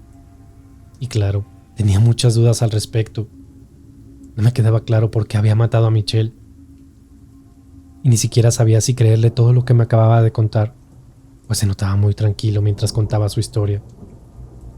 El resto del día le di vueltas al asunto y pensé en quedarme hasta más tarde para ver si notaba algo raro en el hospital y ser testigo por si algo se manifestara. Me quedé como hasta las 11 de la noche y me retiré del lugar pasándome por la caseta de vigilancia. La mañana siguiente, nuevamente los guardias me interceptaron a mi llegada para darme el parte de la noche anterior. Pasadas las 3 de la mañana, la puerta de la habitación 13 se abre por sí misma. El doctor es sacudido fuertemente de su cama y arrastrado por el pasillo unos cuantos metros. Se ve a los guardias llegar corriendo a auxiliarlo y uno de ellos es lanzado por una fuerza invisible lanzándolo contra la pared. Después el video solo muestra estática por un par de minutos. Y luego el video muestra nuevamente el pasillo y al doctor durmiendo en su cama. Los 3 guardias que fueron a revisar los hechos no recordaban nada de lo sucedido. De hecho, mientras hacían el respaldo de seguridad de los videos, se dieron cuenta de lo que había pasado. Todo era tan extraño que inclusive los guardias ya estaban muy asustados con esa situación y me pidieron cambiar el turno matutino. Obviamente firmé su solicitud y esa noche tendríamos otros vigilantes en el turno. El día transcurrió normal y no quisiera molestar a Roberto, sabiendo que había pasado una mala noche. Así que decidí hablar con él hasta en la noche, a la hora que le llevaron sus alimentos, para poderlos entregar en persona. Al entrar a la habitación, en la cual no estaba dispuesta a pasar más de 5 minutos, Roberto permanecía sentado en un rincón de la habitación. El lugar, si bien estaba bien iluminado, se sentía como si la luz no fuese la suficiente para la oscuridad que ese lugar emitía. Al acercarme a Roberto, lo escuché que balbuceaba, pero no entendía lo que decía. Decidí agacharme un poco para poder llevar la charola con alimentos, y fue cuando noté algo debajo de su cama. No puedo describir con exactitud los extraños símbolos que habían sido tallados en el suelo como con sangre. En ese momento todo pasó muy rápido. Mientras agaché la mirada para ver bien debajo de la cama, un par de luces rojas del tamaño de unos ojos se mostraron ahí abajo, en el fondo, como si una criatura esperara en la oscuridad acechando. Caí de espaldas del susto, cuando Roberto ya estaba parado al pie de la cama, con la mirada perdida, como si sus ojos se hubieran puesto todos negros. De su boca solo algunas extrañas palabras que parecieran estar recitando algún tipo de ritual salían en repetidas ocasiones. Comencé a retroceder hacia la puerta, donde el guardia de seguridad ya estaba parado apuntando su arma hacia la habitación. Conforme retrocedí hasta llegar casi a la puerta, el cuerpo del doctor se movió con una velocidad impresionante, como lanzándose hacia mí para detenerme. Fue en ese momento cuando 2 disparos se escucharon retumbar en el lugar. 2 disparos directos al pecho no fueron suficientes para detener a lo que fuera que poseía el cuerpo del doctor, pero sirvieron para que yo alcanzara a escapar de la habitación, cerrando la puerta de inmediato. En un instante del interior solamente una gran cantidad de humo podía verse tras la ventana de la puerta. En un abrir y cerrar de ojos, al parecer estábamos en medio de un extraño incendio, que sin origen conocido comenzó a extenderse por las habitaciones, activando los sistemas de emergencia, que de inmediato comenzaron a soltar agua para apagar las llamas. Pero en la habitación 13, el sistema no funcionó. Las manos calcinándose contra el vidrio de la puerta fueron lo último que vi del Dr. Roberto. ¿Qué provocó el incendio? No lo sé, y tal vez nunca lo sepa. Revisando las grabaciones de seguridad previas al incendio, dentro de la habitación se puede observar el momento en el que entro con la charola de alimentos. Después de agacharme y ver debajo de la cama, se nota como una sombra sale de la cama y se dirige hacia el doctor, levantándolo de inmediato. En el momento en que salgo de la habitación, pegado a la puerta se ve un pequeño brillo blanco que después de un destello parece fuego. Mi teoría es que de alguna manera las almas atrapadas por culpa de aquel demonio y orquestadas por aquel reo don Carlos consumieron al espíritu de aquel demonio, haciendo que el lugar estallara en llamas. La verdad nunca sabré qué sucedió, pero desde ese día renuncié al hospital y espero nunca volver a ese lugar.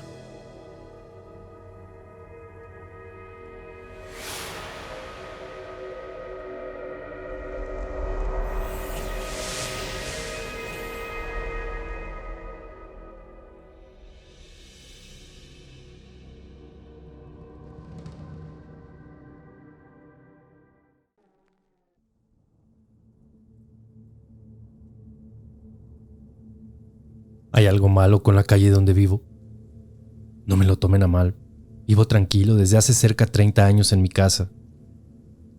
Pero ciertas ocasiones han ocurrido eventos extraños que pudieran decirse algo inexplicables. Fueron hechos aislados y no recurrentes, por lo que nunca los asocié con algo en particular. Aunque lo último que me sucedió sí que se relaciona con los orígenes de mi ciudad y sobre todo de la colonia donde vivo. En casa solo vivo con mi hijo menor, y hace unas semanas hubo una semana en particular que los dos experimentamos por separado, eventos que en verdad me pusieron los pelos de punta.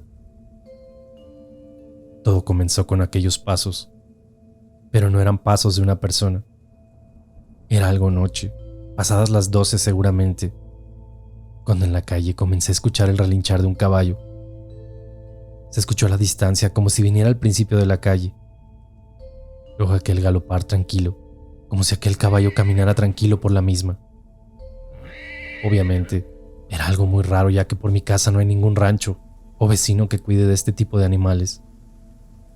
En un principio, cual raro que me parecía, decidí hacer caso omiso de la situación. Minutos más tarde, aquellos relinchidos fueron difíciles de omitir. Se escuchaba como si fueran en la calle, pero al pie de mi casa. Imaginé que a alguien se le había hecho gracioso salir a pasear en caballo por las calles, quizá tomándose unas cervezas, así que me quedé en cama e intenté conciliar el sueño. La mañana siguiente, como todas las mañanas, después de ducharme me disponía a rezar en mi estudio un poco, cuando de la nada, mi Biblia que tengo en mi escritorio salió lanzada hasta el suelo. Soy una persona algo miedosa, por lo que salí volando de la oficina sin siquiera recoger aquella Biblia. Al principio no relacioné el hecho con aquel caballo de la noche anterior y simplemente seguí con mi día normalmente, aunque no olvidé aquel evento. A la hora de la cena, me senté con mi hijo a tomar algo ligero para ir a la cama cuando lanzó aquella pregunta. Oye, pa, ¿escuchaste anoche un caballo en la puerta de la casa? Al menos no estaba loco. Mi hijo también había escuchado aquel caballo. Le comenté que probablemente alguien pasado de copa se le había hecho gracioso salir a pasear en caballo durante la noche. Y con eso, dimos el tema por concluido. Cada uno se fue a su habitación y me propuse descansar tranquilamente, y así lo fue por un momento. Pasada la medianoche, nuevamente aquellos pasos de un caballo se escuchaban por la calle. Creo que era un lunes, así que decir que aquella persona de la noche anterior siguiera de fiesta y paseando a caballo no era imposible, pero era poco probable. Todo se repetía de la misma manera. Unos relinchidos a lo lejos, luego un galope leve, como en forma de caminata, y de nuevo se paraba en la puerta de mi casa para relinchar y resoplar como en mi entrada. Mi habitación no da hacia la calle, y para asomarme debí entrar a la habitación de mi hija, que en paz descansa desde hace varios años. Su habitación sí que tiene no solo ventana a la calle, también tiene un pequeño balcón que nos permite ver por completo toda la calle de arriba abajo. No me gustaba mucho entrar a su recámara, pero decidí hacerlo para ver quién era el imprudente que cabalgaba a medianoche por la calle. Y así fue. Con las luces apagadas, para no avisar de mi presencia, avancé hasta aquella puerta, la cual no había abierto en algo de tiempo. Solo entrar en aquella habitación me hacía recordar las extrañas circunstancias del fallecimiento de mi hija mayor. Fue como regresar el tiempo y volver a recordar a aquella extraña mujer que le envenenó la cabeza a mi esposa y a mi hija, enrollándolas en temas de ocultismo y esoterismo, que derivó en aquella enfermedad, la cual me la arrebató. Muchos me dijeron que le habían hecho brujería, pero yo no creía en nada de esas cosas. Aunque los eventos que ocurrieron esos días terminaron relacionando muchas cosas, pero bueno. Avancé por su habitación hasta llegar a la ventana lentamente y recorrí las cortinas para pasar inadvertido, y así me asomé a la calle. No había nadie. Aquel caballo seguía resoplando y relinchando, pero desde la ventana no alcanzaba a ver por completo, así que decidí salir al balcón. Lo hice con precaución y sin hacer mucho ruido. Lentamente giré la manija de la puerta y recorrí la misma un poco, solo para que me permitiera salir para llevarme tremenda sorpresa. No había nada, ni nadie. Desde el balcón podía ver toda la calle e incluso la puerta de la entrada a casa, pero simplemente no había nadie.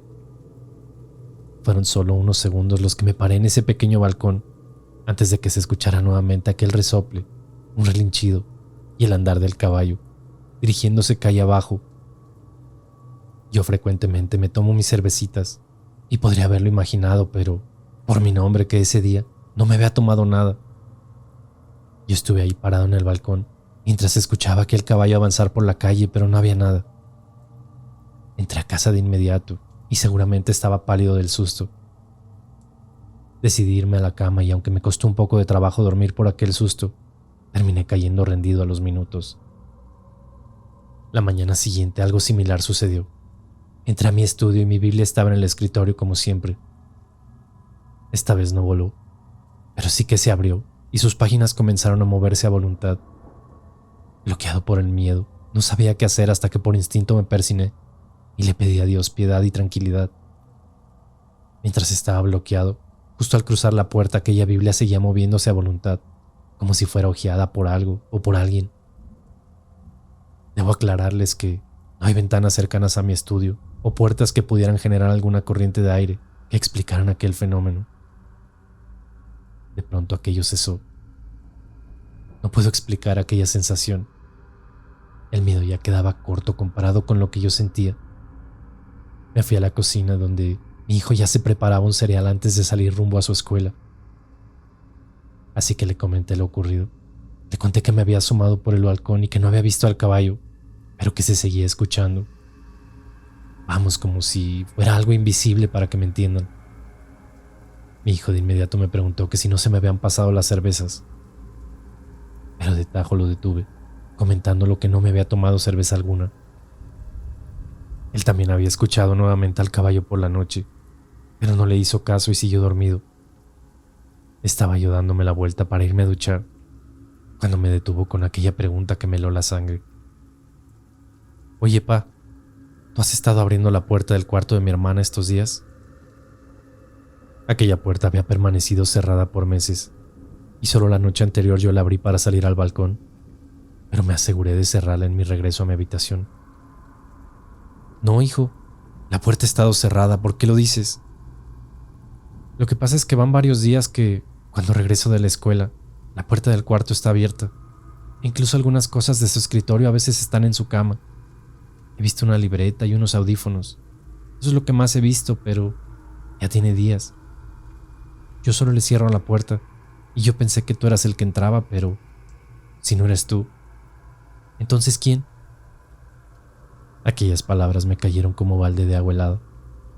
No supe qué más decir y ambos cambiamos el tema para seguir con nuestras actividades.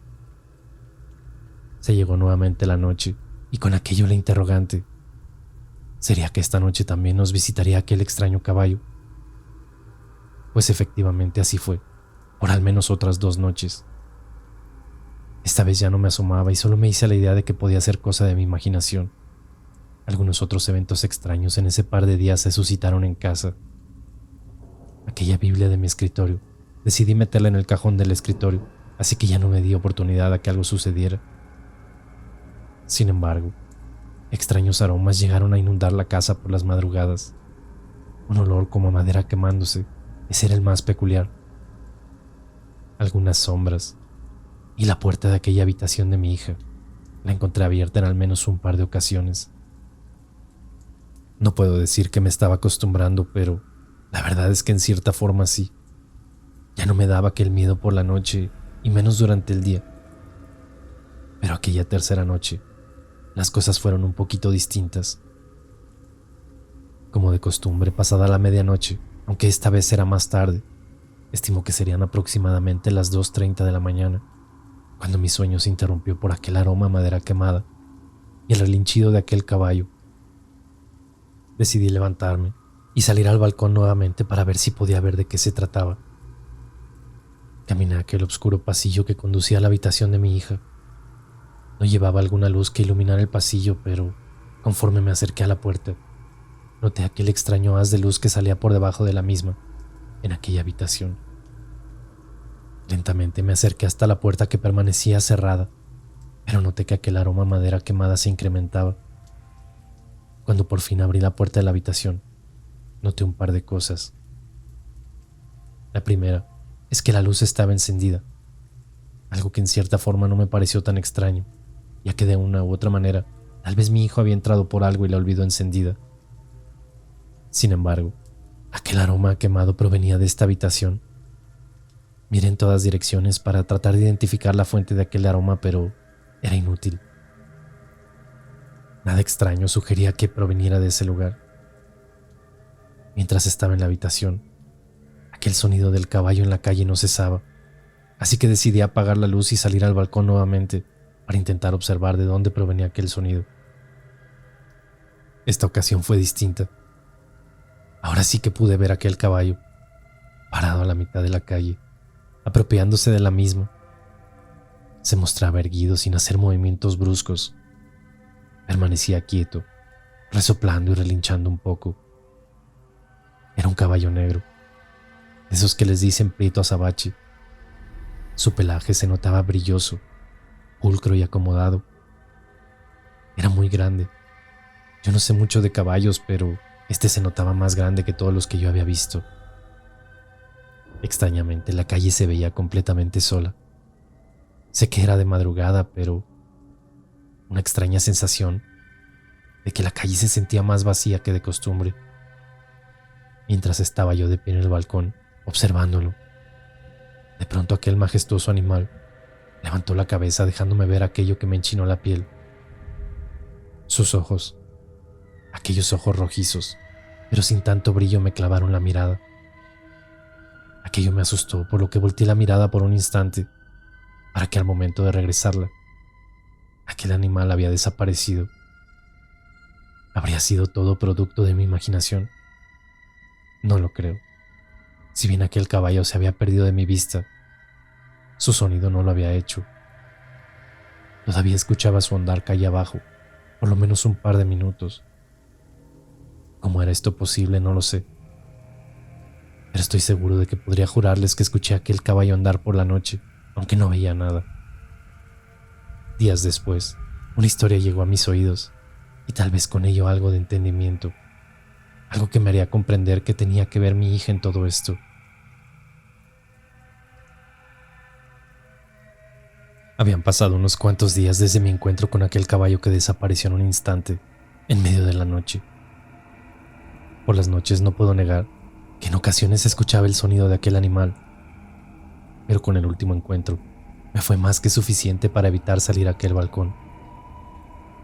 El miedo que había sentido me hizo tomar un pequeño té de hierbas relajantes para pasar noches más tranquilas inclusive ya estaba comenzando a olvidar todo aquello sucedido. Hace años que no tengo auto y mejor utilizo el transporte público, y cuando así lo requiere, me subo a un taxi. Y así fue como conocí la historia que estoy por compartirles. Recuerdo que la tarde era algo lluviosa y me encontraba en el centro de mi ciudad. Como no deseaba caminar entre la lluvia, tomé un taxi. Confieso que nunca me he sentido muy cómodo con ir sentado en el asiento trasero, por lo que abordé por la puerta del copiloto, donde el conductor me recibió con una amable sonrisa, argumentándome que pocas personas gustan de sentarse al frente y que en su mayoría ni siquiera saludan o dan pie a conversación. Solo indican su destino y pierden la mirada dentro de su teléfono o de algún libro mientras llegan al mismo. No es mi caso. Por lo general yo siempre tengo algo que platicar, y cuando el conductor da pie a una cómoda conversación, pues adelante. Buenas tardes. ¿A dónde lo voy a llevar, patrón? Voy a la calle Mártires de la Plaza. La colonia es la misma. Si gusta puede seguirse por toda la avenida y llegamos más rápido. Sí, ya sé dónde me dice. En esa calle hay o había un árbol con mucha historia, pero hace mucho tiempo que no paso por ahí. Si aquel conductor se refería a aquel antiguo eucalipto que está frente a mi casa, tal vez había escuchado algo de su historia, pero nunca puse mucha atención a chismes de barrio y a leyendas antiguas para asustar a los niños. Por seguir la conversación le pregunté al conductor cuál era la historia de aquel árbol que él mencionaba, ya que frente a mi casa precisamente se encontraba un árbol al cual muchas leyendas referían. En ese momento, el chofer me contó aquella inquietante historia. Mire, a un lado de esa colonia existe otra colonia que se llama La Quemada. No sé si la conozca. Sí, claro, sí la conozco. ¿Pero eso qué tiene que ver con la historia del árbol?, le pregunté. Espéreme, a eso voy. Pues se dice que hace muchos años, en esos terrenos donde ahora está esa colonia, era un rancho muy grande. Eso pues ni siquiera estaba dentro de la ciudad, para que me entienda. En ese rancho pues había de todo: ganado, algo de maíz y según hasta un huerto de duraznos. Yo no sé qué tanto había, pero el chiste es que estaba muy grande aquel rancho, y pues tenía bastante gente que le ayudaba al dueño. El dueño era un muchacho que al parecer heredó las tierras de sus padres, los cuales habían regresado a España o algo así. Al muchacho lo habían emparejado con una mujer muy guapa, y pues se habían casado muy jóvenes. La mujer gustaba mucho de andar a caballo todos los días por el rancho, y así conocía a todas las personas que trabajaban en el mismo. Dicen que ella era muy amable, y siempre se bajaba de su caballo para platicar con la gente que trabajaba ahí, y en ocasiones, pues compartir un vaso con agua o algún pan que le ofrecieran. Eso le molestaba mucho al esposo, quien además de ser malhumorado era muy celoso. Siempre pensaba que aquellos paseos no eran dignos de la mujer de la casa y que debía comportarse como tal y quedarse en ella.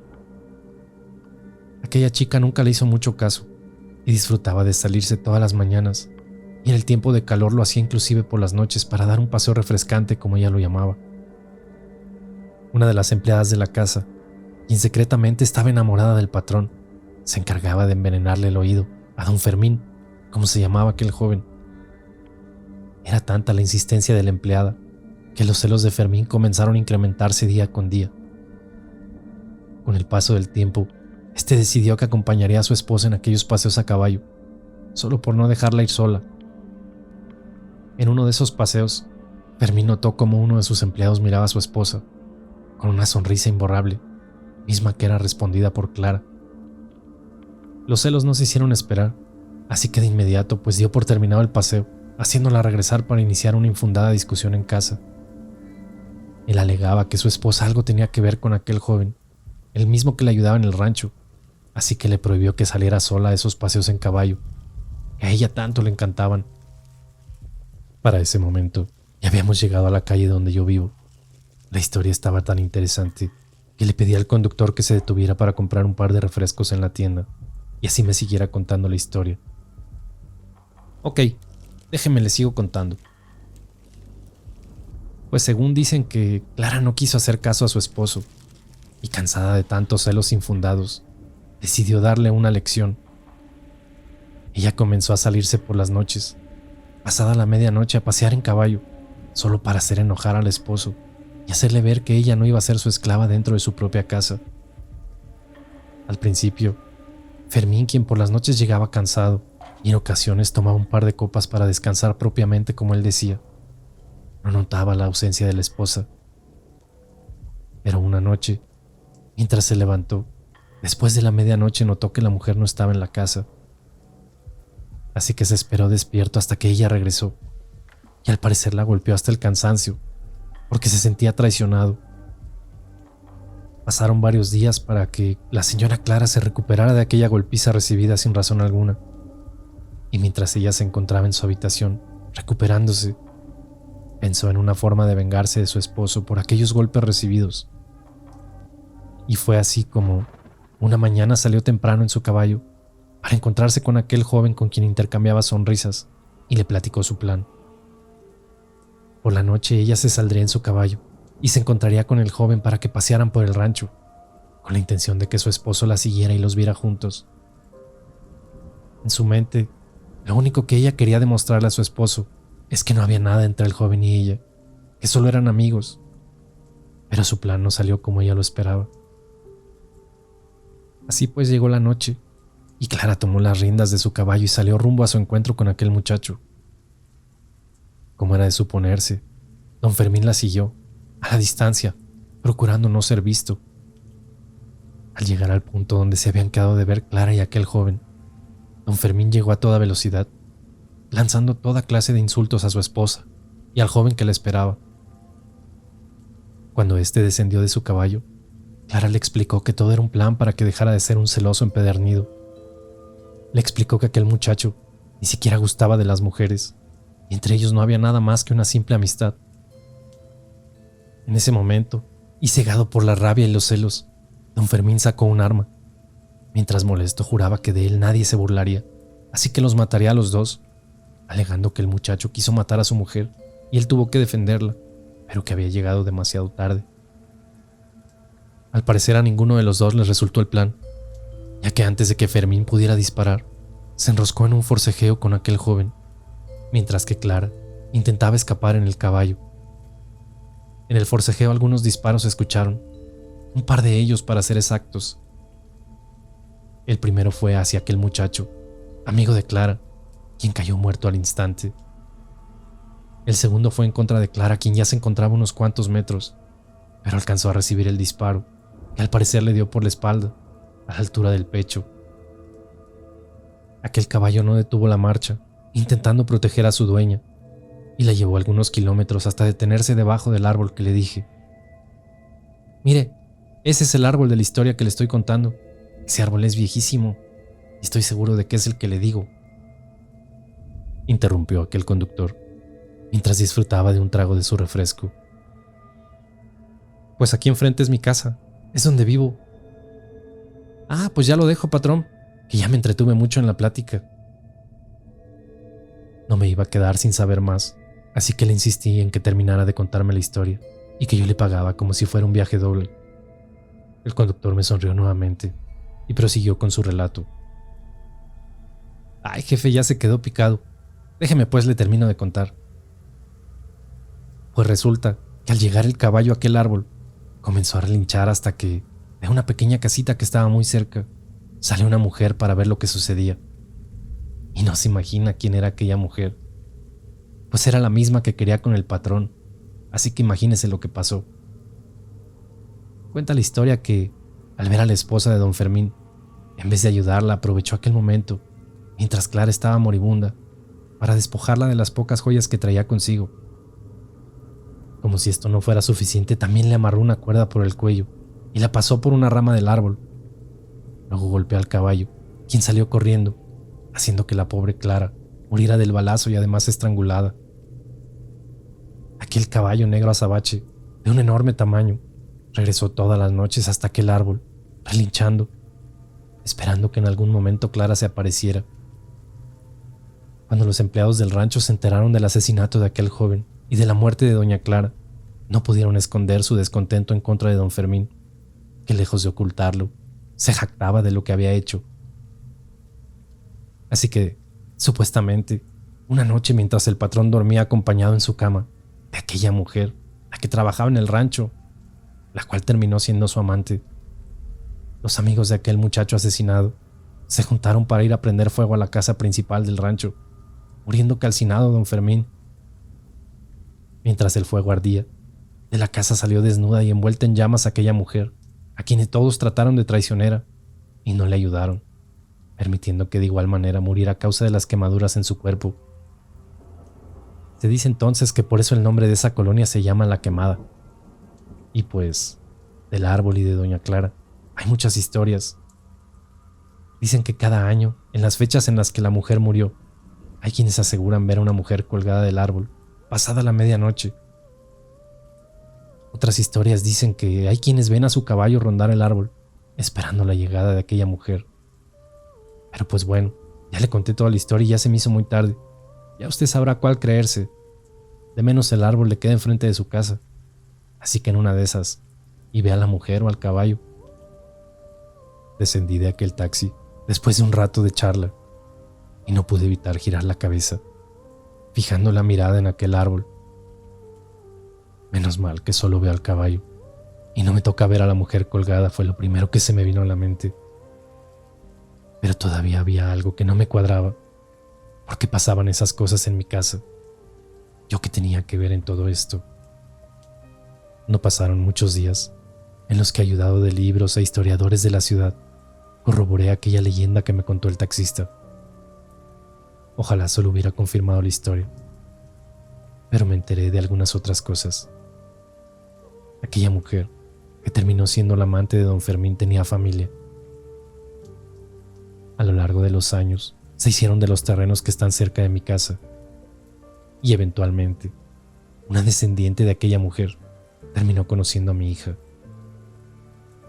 Yo no sé si sabía la historia de su familia o no, pero lo que sí sé es que heredó aquella maldad de aquella mujer y envolvió a mi hija en una serie de cosas extrañas hasta que mi hija enfermó y después de unos meses, tristemente falleció.